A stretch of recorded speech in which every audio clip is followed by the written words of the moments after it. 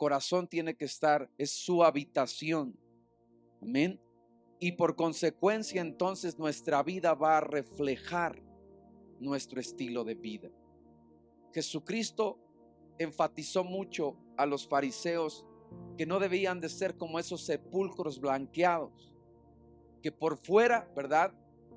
Están bien, aparentemente no están, no pasa nada, pero por dentro hay esa pudredumbre, esa descomposición. Y Jesucristo le dice: limpien primero lo de adentro, ¿verdad? Cuiden las cosas que hay dentro del corazón. Entonces hoy quiero compartirle, hablando de Juan 4:13, en la cual Jesús dijo que todo aquel que beba de esta agua volverá a tener sed. Le está hablando a la mujer samaritana cuando le dice: dame de beber, ¿verdad? Y le dice, ahí hace una enseñanza, le dice que todo aquel que bebe de esta agua volverá a tener sed, pero el que beba del agua que yo le daré no tendrá sed jamás, sino que el agua que yo le daré se convertirá en él en una fuente de agua que brota para vida eterna. Amén. Entonces Jesucristo nos enseña de la necesidad. Cuando vemos la palabra sed, es ese deseo por saciar. En este caso, el cuerpo está constituido, más o menos dicen algunos, 70-75% de agua, ¿sí? Todo nuestro ser, ¿verdad? Tiene esa, o la gran mayoría tiene el agua. Y que cuando uno, ¿verdad?, hace ejercicio, hace sus actividades, ¿verdad?, el agua se va, o más bien nuestros labios se van resecando, y el cuerpo hace una demanda, ¿verdad?, de que finalmente necesita hidratarse, necesita, ¿verdad?, nuevamente, desea el agua. De igualmente nuestro cuerpo y nuestra vida espiritual, usted, y se lo hemos compartido, cada vez que usted va a alguna atmósfera diferente en su trabajo, que se encuentra una situación adversa, su espíritu, ¿verdad?, finalmente enfrenta luchas, enfrenta oposición, y tiene nuevamente que venir a beber de las aguas de nuestro Señor Jesucristo. Amén. Así que cuando vemos que día a día la venida de nuestro Señor está cerca, tenemos que pensar, o más bien tenemos que reflexionar como su amada iglesia, que la novia tiene que ser purificada. Hemos hablado, hemos enseñado muchas de las veces, aún en el diseño del tabernáculo, Dios instituye, o Dios manda una agua, una fuente, ¿verdad?, para limpiarse, lavarse, purificarse. Y esto es una sombra, ¿sí? Sombra quiere decir es algo que se refleja, y que vamos a verlo en el libro de Nehemías. Yo quiero que usted me acompañe, porque quiero introducirlo a este tema. Nehemías capítulo 13.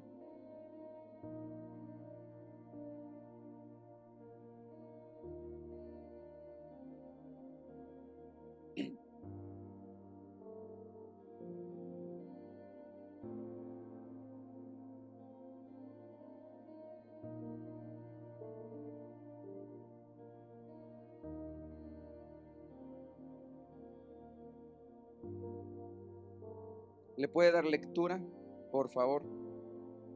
Nehemías 13:30.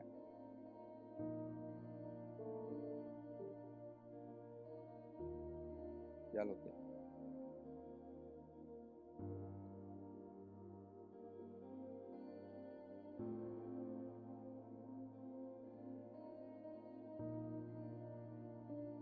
E hice arreglos para la provisión de la leña en los tiempos señalados y para las primicias. Acuérdate de mí, Dios mío, para bien. Cuando vemos la historia de Nehemías junto con Esdras, Nehemías son aquellos que restauraron no solamente las murallas, ¿verdad?, de la ciudad de Jerusalén, sino también restauraron, ¿verdad?, el templo de Dios. Y cuando usted lee el contexto en la historia de Nehemías 13, ¿verdad? Finalmente empieza usted a ver cómo el pueblo de Dios, que empieza desde los sacerdotes, los levitas, todos aquellos que ministran, toman en poco la palabra del Señor y se empiezan a apartar según sus propios caminos y según sus propios deseos. Usted lo ve a lo largo de la historia como el pueblo siempre quería hacer lo que bien quería o lo que bien le parecía.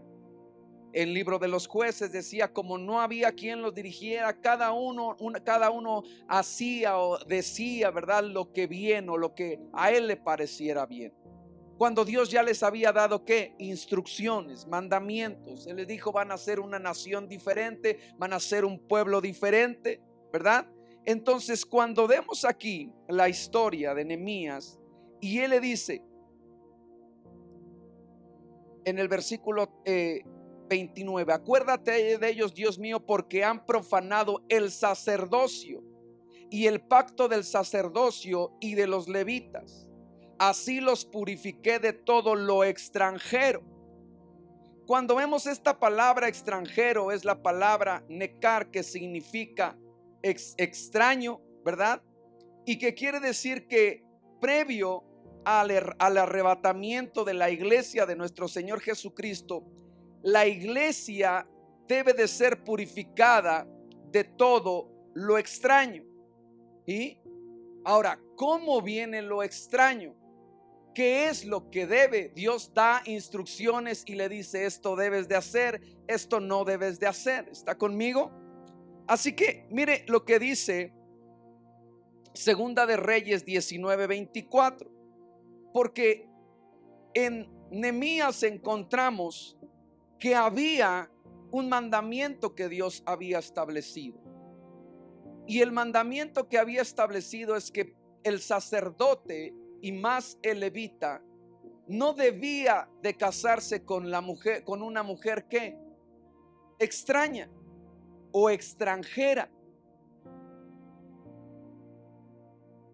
Cuando vemos en el contexto, mire cómo le dice ahí en el versículo Nehemías 13:27. Y se debe oír de vosotros que habéis cometido todo este gran mal, obrando infielmente contra nuestro Dios, casándonos con mujeres extranjeras. Aún uno de los hijos de Joiada, hijo del sumo sacerdote Eliasib, era yerno de Sanbalat horonita. Y le dijo ahí, acuérdate de ellos, Dios mío, porque han profanado el sacerdocio. Ahí en el versículo 26 Nehemías le dice, ¿no pecó por esto Salomón, rey de Israel, por unirse a mujeres extranjeras? Unirse a mujeres extrañas que lo llevaron a ¿qué? A pecar en contra de Dios. Pues Salomón, ¿qué hizo? Levantó altares. Y Nehemías nuevamente le está diciendo, los sacerdotes están probando cosas extrañas. A la iglesia se está infiltrando, se está metiendo cosas extrañas, las cuales yo no mandé, yo no ordené, y finalmente los están llevando a otros lugares. ¿Ya la tiene Segunda de Reyes? Segunda de Reyes capítulo 19 versículo 24.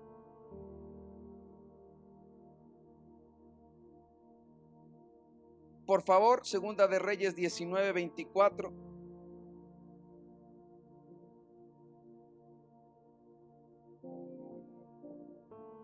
Se encontraba el pueblo de Israel en una situación en la cual el enemigo los había rodeado. Y le dice, cuando estaban, una ciudad estaba fortificada, estaba amurallada. Usted lo ve con el pueblo de Jericó, en el cual dice, no van a poder entrar porque las murallas son fuertes. En este caso, el pueblo de Israel estaba combatiendo contra un ejército enemigo. Y algo que deja ver es que dice, ¿cómo los vamos a sacar? ¿Les vamos a cerrar qué? Los conductos de agua. y tarde o temprano tendrán que salir. Ahora, cuando usted ve esto en Segunda de Reyes 19:24, dice ahí: yo cavé pozos y bebí aguas extrañas. Dice en varias versiones: me refresqué, me sacié en los manantiales de los extraños. Cavé pozos en muchas tierras extranjeras y me refresqué con aguas extrañas. ¿Sí? Alumbré y bebí aguas extranjeras y saqué debajo de la planta de mis pies todos los ríos de Egipto.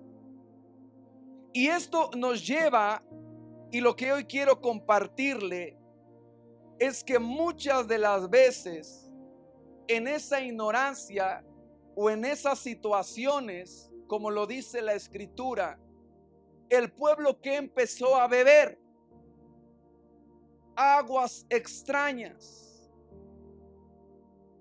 Jesús en el Nuevo Testamento le dice, traduciendo, parafraseándolo: el que se sacie de otra cosa va a volver a tener sed. Si usted come hoy, más adelante, ¿qué va a pasar? Va a tener hambre y va a volver a hacerlo. Si usted sacia ese deseo cometiendo lo que no es correcto, después, ¿qué va a hacer? Lo va a volver a hacer, porque está usted saciándose de cosas que son perecederas, de cosas que no fructifican y que finalmente lo que provocan es que usted siga teniendo deseo, sed. Por eso es que Jesús le dice, hablando a esa mujer samaritana, en la cual ¿cuántos maridos había tenido? ¿Qué estaba buscando? Quizá amor, cariño, comprensión. Y en 5 que había tenido, dice: aún el que tienes no te sacia, no te satisface. El que tiene dinero, aún a pesar de que tiene dinero, no está contento porque quiere más. Usted conoce a las personas que son contentios, que contienden, que pelean y le dicen: ¿qué es lo que quieres? Quiero esto. Y cuando le dices: aquí está, tenlo ya para que se acabe el problema, siguen contendiendo, ¿sí o no? Porque no es el objeto, la cosa, el terreno, sino que es ese deseo de. Ahora, cuando vemos aquí, mire lo que dice Proverbios, que lo hemos leído, Proverbios 5. ¿Se acuerda usted de Proverbios 5? ¿Qué dice el título? Proverbios 5, amonestación. Con la versión de las Américas dice advertencia sobre la mujer extraña. ¿Sí? Y empieza a darle instrucciones: hijo mío, presta atención a mi sabiduría, inclina tu oído a mi prudencia, para que guardes la discreción y tus labios conserven el conocimiento. ¿Está conmigo? Porque los labios de ¿quién? Destilan miel, y su lengua es más suave que el aceite. Y empezamos a ver cómo lo extraño, cómo las cosas del mundo, cómo los deseos, cómo son atractivos. En un primer término, ¿verdad? Dice: destilan miel, son sabrosos, lo podemos hacer, pero dice: su lengua es más suave que el aceite, pero versículo 4, pero al final amarga como el ajenjo. Y después le dice: sus pies descienden ¿a dónde? ¿A dónde lo llevan? A la muerte. Y sus pasos solo logran ¿qué? El Seol. Dice que esta mujer extraña, o lo extraño más bien, porque estamos hablando de lo extraño, no considera la senda de la vida. O sea, no toma en consideración la palabra de Dios. Cualquier cosa que sea extraña o que sea en contra de Dios no va a considerar que los caminos de Dios. ¿Y cómo son los senderos? Inestables, y no lo sabe. Dice el versículo 8: aleja de la extraña tu camino y no te acerques a la puerta de su casa, no sea que des tu vigor a otros y tus años al cruel, y no sea que sacien los extraños de tus bienes, de tus fuerzas. O sea, vienen consecuencias al nosotros permitir lo extraño a nuestra vida, al estarnos saciando de cosas que no son correctas y que al final de cuentas van a caminar o nos van a llevar en ruina, en destrucción, en muerte. Y Proverbios enseña y le dice: hijo mío, hablando la sabiduría, ¿sabes qué? Aléjate de lo extraño, que aunque seduce, aunque finalmente es atractivo, finalmente, ¿verdad? Dice el versículo 15: bebe agua ¿de dónde? Bebe agua de tu propia cisterna, y agua fresca de tú.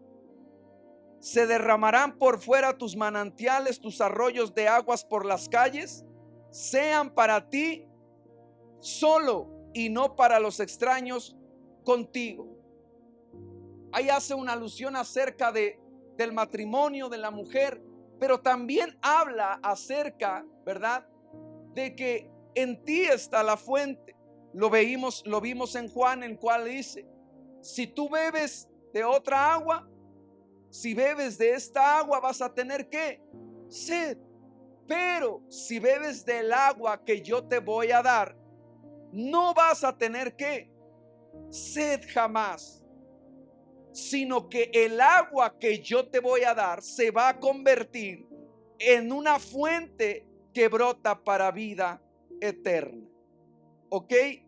Ahora, estamos hablando de aguas que extrañas, las cuales nosotros debemos que evitar. Y aquí va la primera: las aguas del Nilo. Los egipcios consideraban al río Nilo como algo sagrado, y algunos estudiosos enseñan que lo veían como una manifestación de la dios o del dios Ra, por lo que estas aguas representan idolatría. Por tal razón, en la primera plaga, el Señor da a conocer su poder contra el dios Ra, contra el Nilo. Y así hicieron Moisés y Aarón, golpeando las aguas con la vara, convirtiéndolas ¿en qué? En sangre. Y esto nos deja ver que la iglesia debe purificarse de todo tipo de idolatría, de todo tipo de contaminación. Pero también pudiera decir: no, ya quité la idolatría. Pero la idolatría también tiene que ver ¿con qué? Con amor excesivo. Y aquí es donde tenemos que tener cuidado. ¿Por qué? Porque hoy esta contaminación no solamente viene a través de otras religiones, sino viene en forma como práctica. Yo siempre le digo a mis hijos, hablando en el entretenimiento: ¿ya jugaste? Bueno, pero es jugar y jugar y jugar y jugar y jugar, y ahora ya no le puedes quitar, porque entonces ¿qué hace? Se vuelve en un ¿qué? Y un deseo, ¿sí o no? Acabó de jugar, le arden los ojos, le duelen los dedos y lo sigue haciendo. Y eso vemos que no solamente las aguas del Nilo representan la idolatría, sino representa un amor excesivo. ¿A qué? Al entretenimiento y en el cual también se promueve a través de las artes, los deportes, redes sociales, y en la cual eso que pasamos horas y horas a través del entretenimiento, no te estoy diciendo que sea pecado, pero ese amor excesivo por las cosas demás, entonces a través de eso llega a traer a tu vida algo que extraño. Si no lo pensabas, entonces lo provoca y lo promueve. Si ni siquiera, ¿verdad?, lo tenías por aquí en mente, entonces finalmente llega. Hoy platicando y ya también sabiendo de estos artículos, yo no sé si a usted le pasa, pero por lo menos en mí cada domingo agarra y dice su resumen semanal de, del tiempo que pasa en el celular y en cada aplicación. Y ahí aparece 4 horas en el Facebook, 5 horas en el WhatsApp. No sé si le sale a usted en sus teléfonos o solamente soy yo. Y platicando con alguien, ¿verdad?, me decía, hoy, mira, aquí está mi historial y hoy ni aparece la Biblia ahí. Aparece otras cosas más. Entonces, ¿qué agua estás bebiendo? Hoy le decía a través de Timoteo, le dice, persevera en estas cosas. Mantente ocupado en la lectura de la palabra, en buenas obras. Mantén tu mente ocupada en las cosas de Dios y no estés bebiendo cosas extrañas que van a ¿qué? A contaminar tu vida y te van a apartar de Dios. ¿Qué es lo que pasaba cuando lo sacó Dios a Israel de ese pueblo? Entonces, ¿qué hicieron? Ya habían tenido la libertad, pero ellos seguían queriendo desear la comida de Egipto y lo que les daba el Nilo. Y a través de esto, ¿a poco no le dices, no, es que aquí veo la nostalgia y aquí veo, aquí quiero yo lo que me encuentro, y cada quien es lo que uno desea, volviendo nuevamente ¿a qué? Al pasado, a tus gustos, a tus deseos. Estas cositas te dan lo que tú quieres ver y oír. Haga la prueba. Si usted así sin prenderlo, y no sé, decía, platicando una vez con mi papá, ¿te acuerdas cuando te decía yo, hoy ando buscando una cinta, no sé cómo se llama, el teléfono estaba apagado, así como busco una cinta y que sirve para esto, pero no sé cómo de ella llama, y me dice, búscalo. Cuando yo prendo el celular y empiezo a ver en las aplicaciones, me empiezan a salir toda clase de cintas.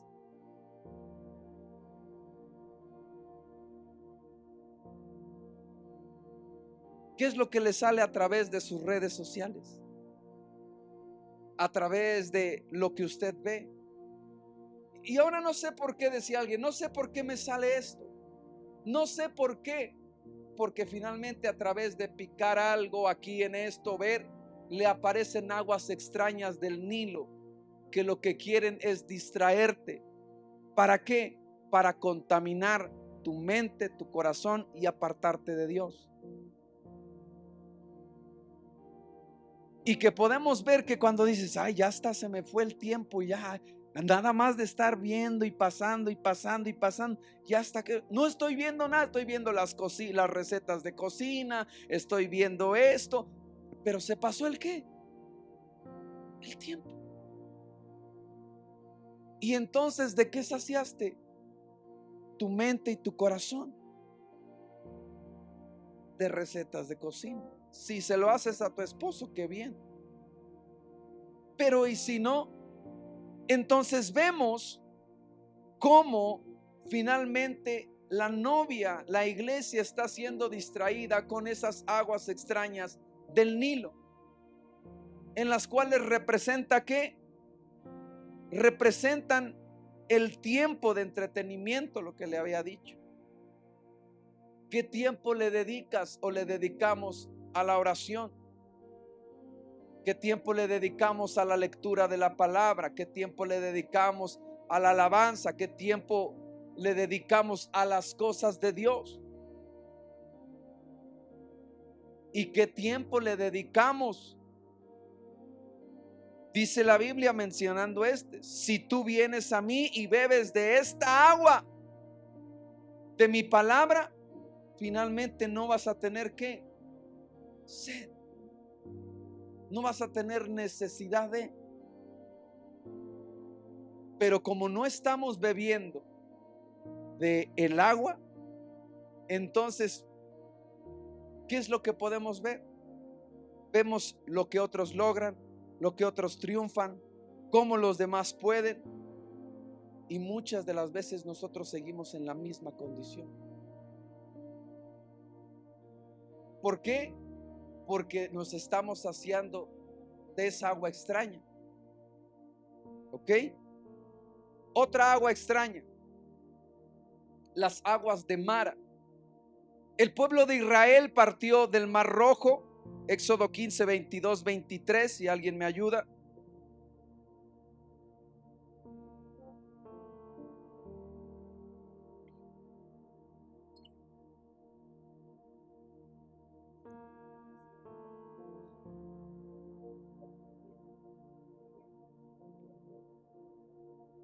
Tres días en el desierto sin encontrar agua, hasta que llegaron y encontraron que las aguas, que significa o se traduce como aguas amargas. ¿Sí? Esto nos deja ver que muchas de las veces cuando vienen desiertos, porque ellos ¿de dónde venían? Del desierto. Habían caminado ¿cuánto? 3 días. Y cuando a veces uno camina en los desiertos o en las pruebas, que muchas de las veces no pueden sobrellevar, finalmente contamina a las personas ¿con qué? Con amargura.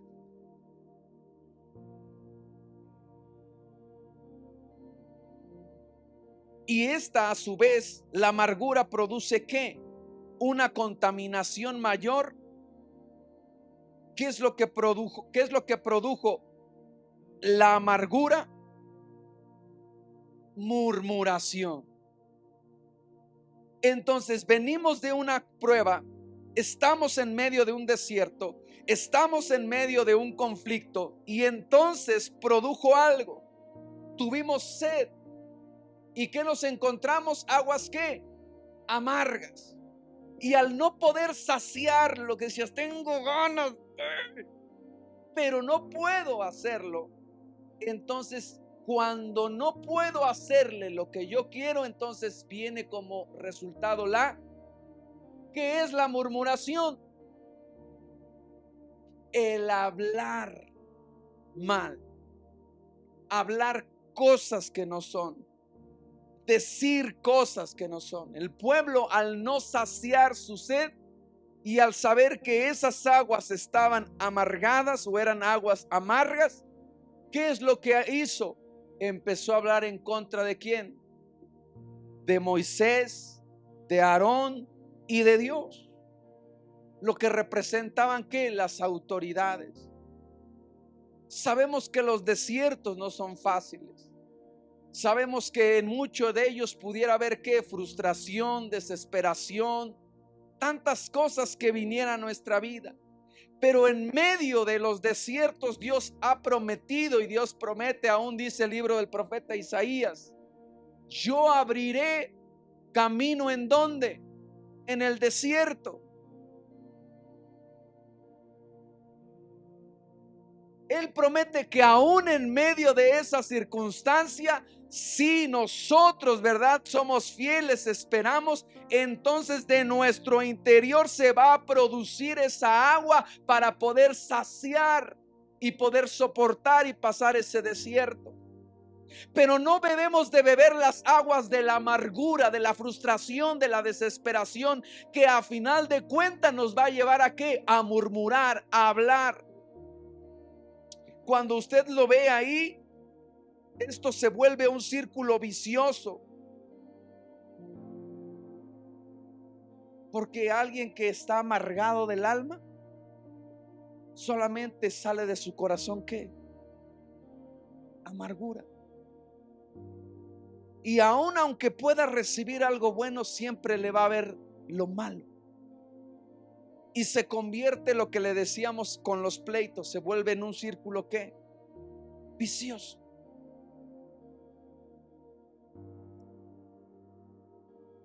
¿Qué nos dice Santiago 1:2? Porque inevitablemente usted ha pasado, pasará o volverá a pasar desiertos.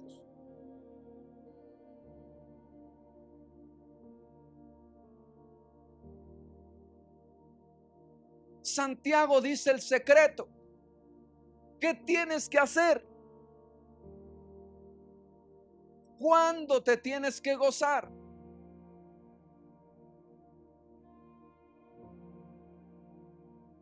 ¿Cómo logras ese gozo en medio de las pruebas? Bebiendo de la presencia de Dios.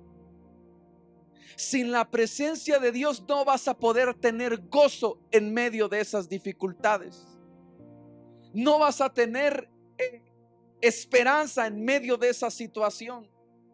Si no vienes y bebes de esos ríos de su presencia, si no buscas cuando venga tu desierto, lo que va a provocar ese desierto va a ser amargura en lugar de gozo. Y Santiago le dice: amados hermanos, gózate, gózate, gózate cuando te encuentres en diversas pruebas. ¿Cómo es posible? Solo con su presencia. Solo con su presencia. Lo cual tiene que evitar que en nuestra vida haya ¿qué? Amargura.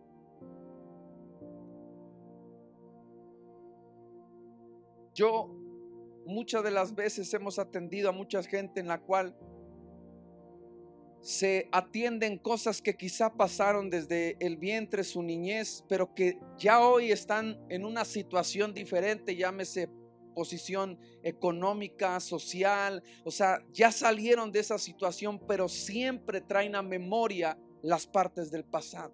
Y no pueden disfrutar su presente porque viven conectados, ligados, amargados a ese pasado.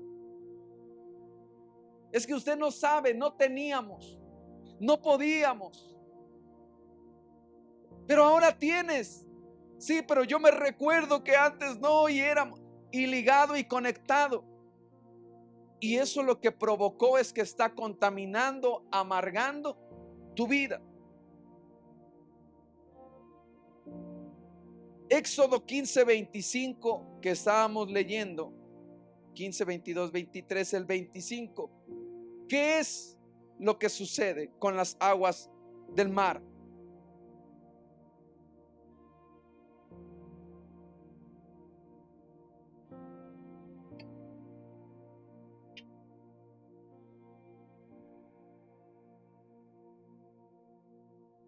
Dice que esas aguas eran ¿qué? ¿Y qué hizo Moisés? Clamó, clamó, oró, buscó a Dios, y entonces Dios le muestra ¿qué? Un árbol. Y entonces le dice: ¿sabes qué? Corta y echa ese árbol, esa rama sobre las aguas amargas. Y entonces cuando las echa, finalmente ¿qué ocurre? Las aguas, eso representa lo que hizo Jesucristo en el madero para nuestras vidas. Él convirtió nuestra tristeza en alegría. Él convirtió esa desesperación en esperanza. Él convirtió nuestra tristeza en gozo. De esas mismas aguas de la amargura, le dice: yo finalmente, cuando tú clamas, yo convierto eso amargo en algo dulce. Por eso es que enseña que nosotros tenemos que venir ¿a quién? A Dios. Porque es el único que va a poder cambiar tu condición. Ellos pudieron haber seguido en el desierto. Ese río pudo haber estado ahí y hubiera seguido como amargado. Si tú no te acercas a Dios, vas a seguir triste, vas a seguir amargado, vas a seguir adolorido, vas a seguir en la condición en la que quizá te encuentras o te podrías encontrar. ¿Cuál es la solución? Cristo es la respuesta. Él es el único que puede cambiar, transformar. Si usted lo ve para la ciencia, cómo las aguas quizá de azufre se pueden cambiar, cómo un agua se puede convertir en un agua, decíamos, o decían algunos que la tercera guerra pudiera ser con la cuestión del agua. Y alguien pudiera decir, ¿cómo si todos los continentes están rodeados de qué? De agua, pero es agua. Qué bueno fuera si fuera agua dulce, pero es como. ¿Quién tiene el poder de convertir? Y todo eso nos enseña y nos orilla o nos lleva a qué? A buscarlo. Lo vemos en el pueblo de Israel, aprendió la lección. No, a pesar de que Dios cambió esa agua de amarga en dulce, cuando se volvió a presentar otra prueba, ¿qué fue lo que hizo? Volvió a murmurar, porque solamente tenía deseo de algo, mas no tenía deseo del Dios vivo. Le voy a dar otro. Estamos hablando de las aguas extrañas. Vimos las aguas del Nilo, vimos las aguas de Mara y ahora vemos las aguas en Meriba. Números 20, 11, 13.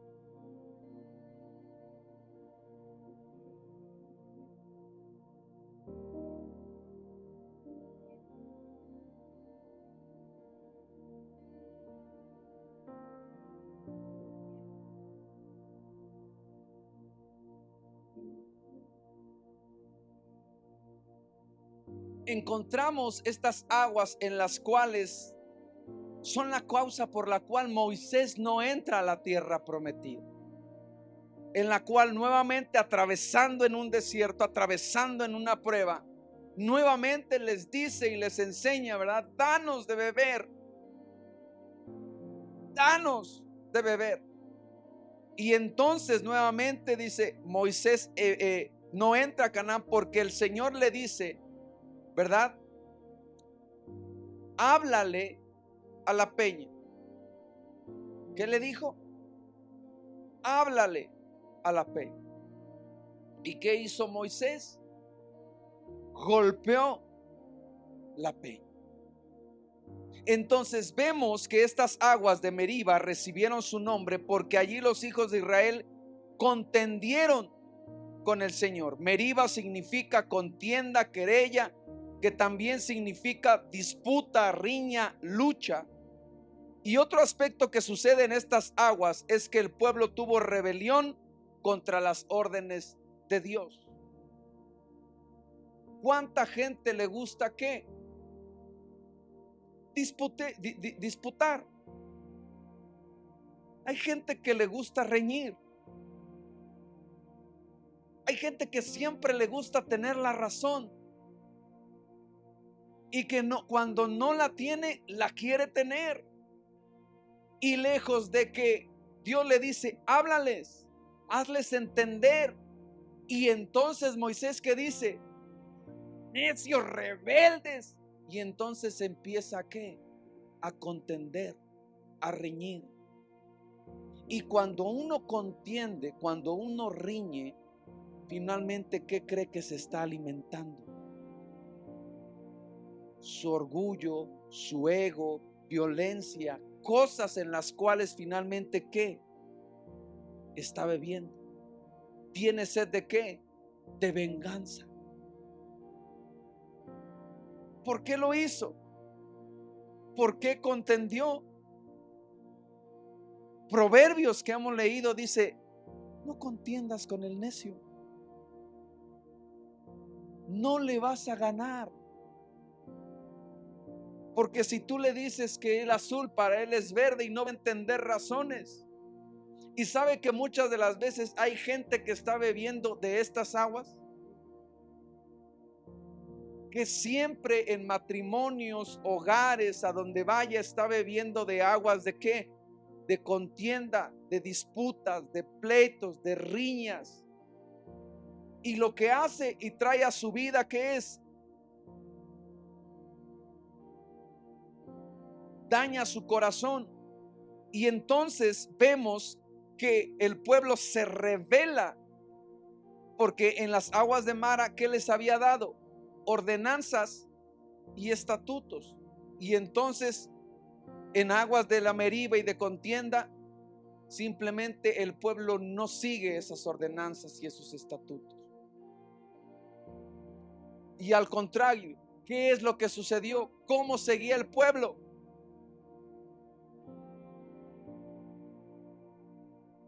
Y seguía queriendo y deseando ¿qué? Lo pasado, lo antiguo. Así que, amada iglesia, siempre que estamos bebiendo de otras cosas y no de la presencia de Dios, siempre a nuestra vida puede venir la amargura, la contienda, el desear otras cosas, menos el desear a Dios, menos el buscar a Dios. Y cuando usted lo ve en estos desiertos, dice que el pueblo no entró a la tierra de Canaán.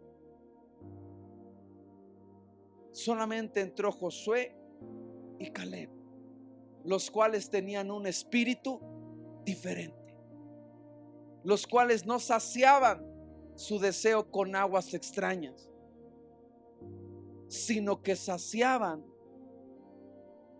como lo decía el salmista: mi alma tiene sed del Dios vivo. ¿En dónde calmaba esa sed? ¿En dónde calmaba ese deseo? Yo me acuerdo mucho cuando dejé la adicción, en el cual yo decía en esa parte con mi mamá, y le decía: es que no puedo, me sudan las manos, siento ansiedad, me empieza a temblar. Y me dice: cada vez que tú sientas eso, dobla tus rodillas y ora.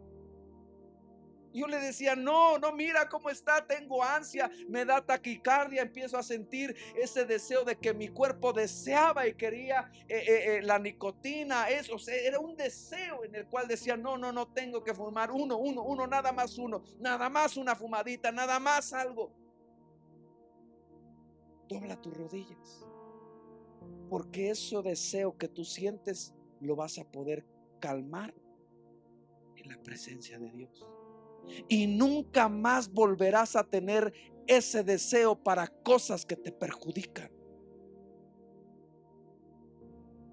Quizá puedas sentir dolor y ese dolor quieres que finalmente otros duelan, que tomes la venganza por tus manos, y finalmente, aun aunque eso viniera, eso no te va a calmar. ¿Sabes por qué? Porque el dolor va a seguir ahí.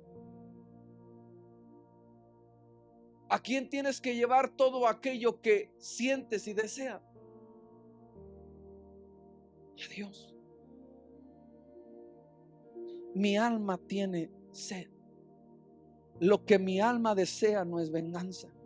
Lo que mi alma desea no son las cosas del mundo. Lo que mi alma desea realmente es a Dios. Es como ese siervo, dice el salmista, que brama, que gime por las corrientes de agua, que necesita ser saciado de Dios. Una persona que se sacia, que se llena de la presencia de Dios, no tiene deseo para otra cosa. Cuando aprendemos o cuando aprendamos a llenarnos de la presencia de Dios, simplemente no vamos a aborrecer y a detestar las cosas que son contrarias a Dios. Pero cuando no hay una llenura o no nos saciamos de las cosas de Dios, entonces le damos cabida a otras cosas, a otras aguas extrañas que vienen, contaminan y pervierten la identidad.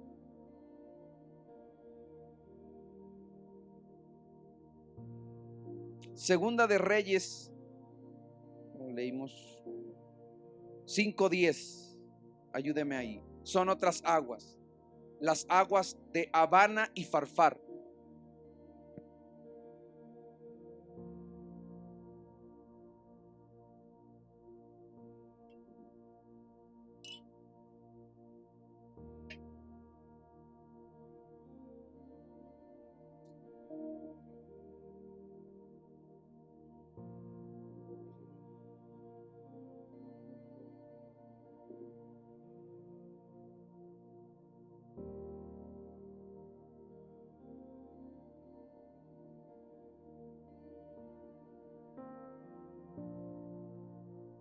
Uh-huh.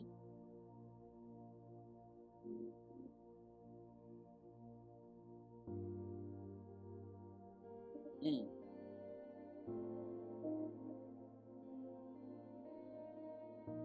Naamán, general del ejército sirio, que tenía buena estima delante del Dios, como delante del rey, y dice ahí, pero era leproso. Y entonces tiene en su casa a una esclava que es una muchacha judía, y le dice: mi señor, en mi nación, en mi región, hay un profeta que lo puede sanar.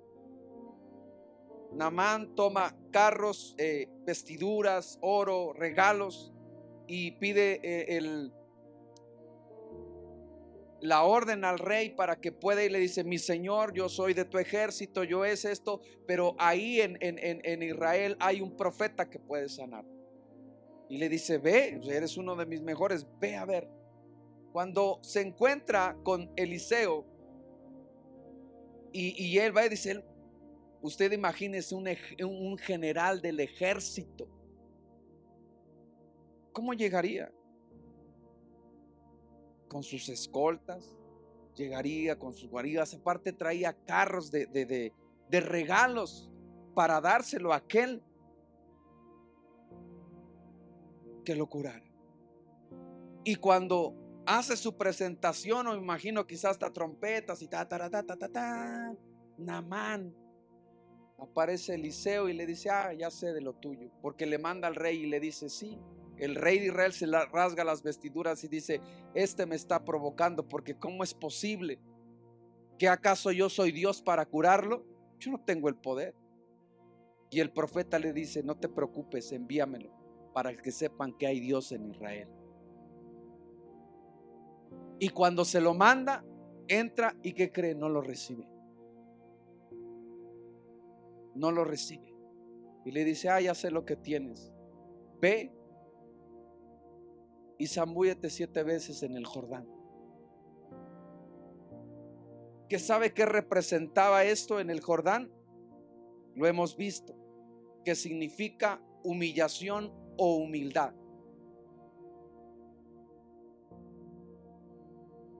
Porque él buscaba ¿qué? Restaurarse. Naamán se enojó, ¿y qué hizo? Menospreció el Jordán, y menospreció ¿qué? La instrucción recibida, diciendo que las aguas de los ríos Abana y Farfán de Damasco eran los mejores de los ríos que Israel. Porque Dios nos dice: ¿quieres ser restaurado? ¿Quieres ser liberado? ¿Quieres salir de esa condición? Humíllate. Mejor le busco y le hago por otro lado. Si mi pueblo se humillare, si mi pueblo se humillare en el lugar en donde es invocado mi nombre, yo los perdonaré y sanaré su tierra. El problema de beber aguas extrañas que le dice Habana y Farfar es querer buscar la solución por nuestros propios medios, cuando la solución está ¿en qué? En nuestras rodillas, en humillarnos delante de Dios, en buscar su presencia, en ir continuamente delante de Él. El profeta lo sabía y le dice: vas a ser restaurado, Dios te va a sanar, pero necesitas humillarte, porque yo al altivo, al soberbio, lo miro de lejos, más que el que se humilla, lo miro de cerca. Pero muchas de las veces la gente quiere buscar las respuestas y las soluciones por sus propios métodos y por sus propias formas. Lo que le dijo Naamán, salió enojado y dijo, y menospreció ¿qué? El Jordán. Menospreció ¿qué? ¿Qué significa en esta parte? La novia, o más bien menosprecia ¿qué? La ministración. Cuando uno ministra, o la parte de ministrar es que ministra las 7 áreas del alma, en las cuales finalmente tienen que restaurar, lo hemos visto. Pero cuando uno o en la iglesia no hay ministración, no puede haber ¿qué? Restauración. Sin ministración no puede haber restauración. Y puedes preguntarle a la gente: ¿cómo está? Bien. ¿Cómo está? Bien. ¿Cómo está? Bien. ¿Sabe lo que hacía Naamán? Naamán ocultaba su pecado con su armadura, pero cuando llegaba a su casa, finalmente se quitaba la careta, se quitaba la armadura y salía su verdadera condición. Muchas veces podrás ver en la iglesia que mucha gente dice estar bien, pero cuando llega a su casa muestra su verdadera condición. Él era un general del ejército sirio, poderoso, en alta estima, brazo derecho del rey, tenía todo cuanto quería, pero dice la Biblia, era leproso. De nada le servía tener todo. Que lo compartiste, pastor, en una de las parábolas, o quién no, Coca, que la lepra era muy ¿qué? Dolorosa, que empezaba a carcomer y empezaba a caerse pedazos de ella, aparte era carne putrefacta, olía. Imagínense entonces cómo ocultar eso y el dolor que padecía al llevar. Hay gente que lleva mucho pecado, mucho dolor, mucha angustia, amargura, muchas de las cosas, pero no se deja ministrar. Porque tiene algo, orgullo. Y el orgullo, eso es algo que finalmente no te deja que sea restaurado. Por eso es que el profeta Eliseo, ministra esto a Naamán y le dice: ve y humíllate, ve y baja, ve y desciende al Jordán. Y él le dice: no. Pero entra alguien, uno de sus, les llama de sus ayudantes o hijos, porque le dice: padre mío, ¿qué acaso si el profeta no te hubiera pedido otra cosa, no lo harías? Si te hubiera pedido quizá otra cosa, ¿acaso tú no lo harías? ¿Qué te cuesta? ¿Qué te cuesta sumergirte? ¿Qué te cuesta humillarte? ¿Qué te cuesta buscar a Dios? ¿Qué te cuesta reconocer que necesitas ayuda de Él? ¿Qué te cuesta? Porque esa condición la tenía ¿dónde? En su corazón. Y muchas de las veces no queremos reconocer la condición en la que se encuentra nuestro corazón. Pero Dios sí sabe la condición en la que se encuentra tu corazón, pero también la necesidad que tienes de Él. Por eso es que Jesús le dice: todo aquel que beba de estas aguas, de estas aguas extrañas, va a volver a tener sed, va a volver a la misma condición. Es más, como lo vimos en Proverbios, estas aguas lo van a llevar a camino de muerte porque no guardan los mandamientos. Pero Jesús le dice: yo te voy a dar una nueva agua, en la cual cuando tú bebas, cuando tú te sacies de ella, no vas a tener necesidad nuevamente de lo que tenías. Y aparte de eso, va a empezar a brotar de ti. Voy a crear en ti un manantial. Y la Biblia enseña después y más adelante, dice: esto dijo hablando del Espíritu Santo, que representa y simboliza también que fuente de agua viva. Cuando nosotros buscamos de Dios y empezamos a pasar tiempo con Él, Él va a saciar todo. Por eso es que Pablo, y con esto cierro, él dijo: he aprendido a vivir en cualquiera que sea mi situación. He aprendido a estar contento cuando no tengo, o sea, cuando hay necesidad. ¿Le ha pasado que cuando no tiene es cuando más desea?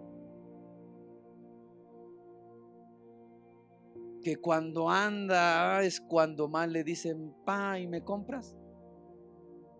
O se descompone o vienen tantas cosas cuando menos tiene. Y que entonces ahí viene la frustración, desesperación, la parte de que, ¿por qué? Y Pablo dice: puedo estar contento si no hay. Y también cuando hay, no me enorgullezco ni me ensalzo. Y he podido estar en cualquier situación contento, feliz y, parafraseando, con los pies en la tierra, gracias a que es Cristo quien me fortalece. ¿Por qué? Porque mi alma está saciada de Dios. Y si mi alma está saciado de Dios, entonces no va a tener deseo de nada más. Y Dios me dice: tu deseo será para la esposa, tu deseo será para tu esposo. Y yo no tendré deseo de andar buscando en otras cosas. ¿Por qué? Porque al estar saciado de Dios, mi deseo solamente va a ser para mi esposa, para mis hijos, para mi familia. Si yo estoy lleno de la presencia de Dios, entonces no voy a envidiar la casa, el carro de otros. ¿Por qué? Porque Dios que me sacia. Pero cuando uno no está saciado de Dios, entonces empieza ¿qué? A envidiar, a murmurar, a amargarse, a tomar lo que no le corresponde, a hacer lo que no es correcto. ¿Por qué? Porque está bebiendo de otra fuente, de otra agua extraña, en la cual, lo vimos, ¿qué va a pasar? Va a tener que volver a tomar o a hacerlo, porque eso le va a producir nuevamente ¿qué? Sed. Así que, amada iglesia, Busquemos de Dios. Saciemos nuestra alma de Dios, de su presencia. Y no busquemos en otras aguas, en aguas extrañas, por mucho que los enemigos, como veíamos, rodeen. Dice, entonces tuve que extraer de aguas extrañas. Y como Nehemías, debido a esa extrañeza, finalmente lo condujeron ¿a qué? A muerte, a una separación de Dios.